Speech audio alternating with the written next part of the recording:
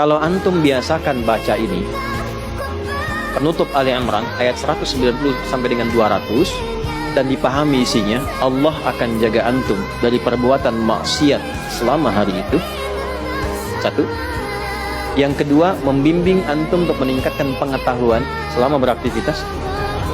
Yang ketiga, dibimbing oleh Allah mengerjakan segala aktivitas yang mengantarkan pada ridha dan surganya.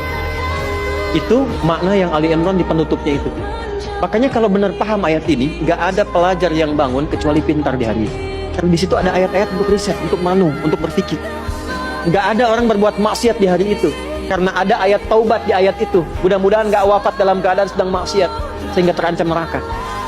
Dan minta ya Allah wafatkan kami seperti orang baik yang wafat sebelumnya, sehingga terjaga hari itu.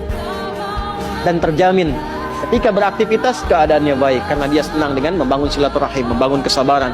Wasabiru warabitu wattaqullaha la'allakum tuflihun, dan cenderung bahagia.